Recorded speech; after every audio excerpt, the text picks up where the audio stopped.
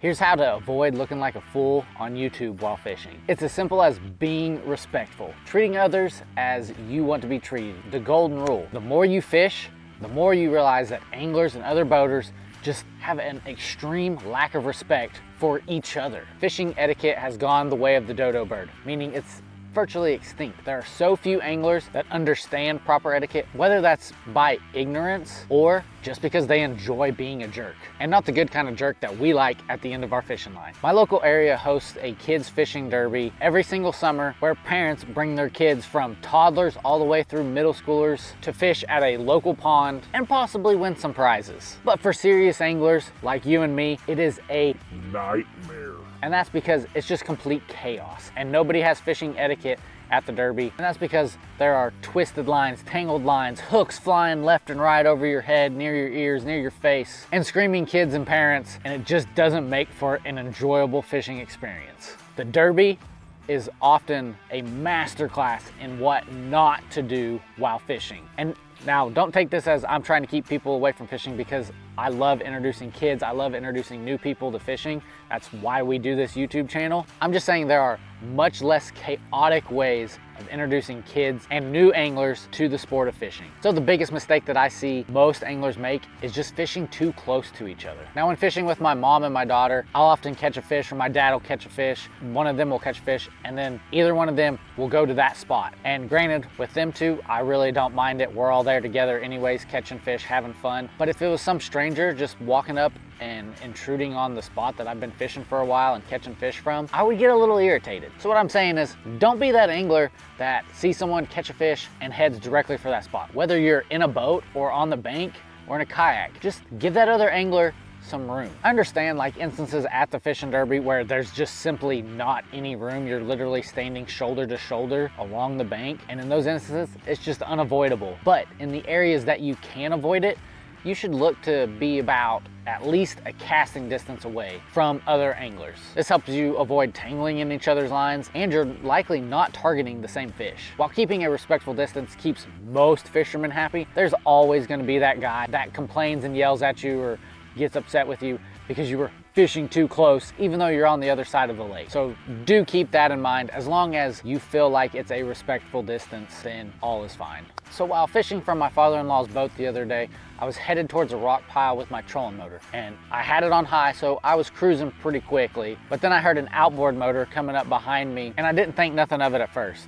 However, he began to slow down about as soon as he got even with me. And then he proceeded to jump in front of me and fish the rock pile that I was maybe 100 yards from. Now, granted, this is public water and he didn't do anything illegal against the law. It was totally legal in that right, but it did upset me because you could clearly tell that's where I was headed. And this guy comes in, heads right for the rock pile, uses his big motor all the way up to the rock pile, scares off all the fish. I know this because I still went and fished the other side of the rock pile from him and didn't get a bite, didn't see a fish, and I can see like 8 foot down in this water, so I should be seeing fish and possibly getting a bite. This guy didn't catch anything, and so it bugged me. And I tell you this for 2 reasons. The first is, if you see someone heading towards a spot and you know they're going in that direction clearly, don't run over and jump in front of them in line like that. It happens in tournaments every now and then, and it's just frustrating. It's just rude. Plain and simple, it's just rude. That person was clearly going to the spot. Just go find another one, because more than likely they're not going to catch all the fish out of that spot. And the second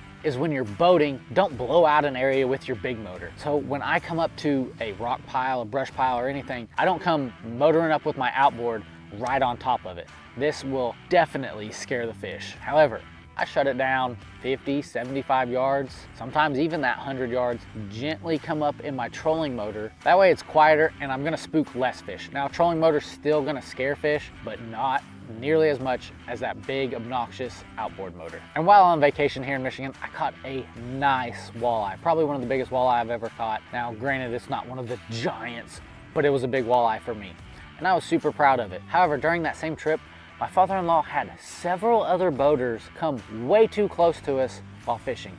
And it's not like we were in a super crowded area that they didn't have room to get around us. As a matter of fact, they had the whole rest of the lake. There were a few boats out, but for the most part, the lake was wide open. And these people were just, number one, either trolling, and honestly, the other anglers, they did a great job. They You know, we went around each other and we really didn't get in each other's way. But this is really talking about the boaters that just came way too close to us, and I saw them doing it to other anglers. Now granted, once again, they probably weren't breaking any laws, because I think like here in Michigan, I think 100 feet is the minimum distance moving boats can be to each other. But that's the minimum. That's what you should be like trying to avoid. So whether you're on a boat or whether you're moving to your next spot, try to stay away from other anglers. I strive to give other boaters and other anglers as much room as possible. If that means I've got to go way out of my way, then I will, because I don't like when other boaters just come zipping by me, scaring off the fish or causing giant wakes or just getting way too close and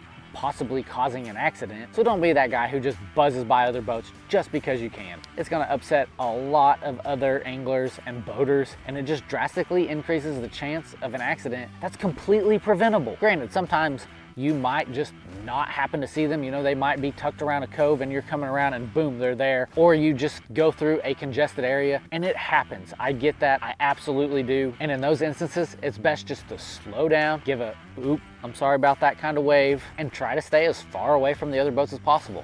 It's as simple as that. Just be respectful. Now that you know how to avoid being a jerk while fishing, it's time to fish with the bait that not many anglers use, and that's because the pros can't use it, but you can. And if you want to find out what that is, check out the video down below, and I can't wait to see you there.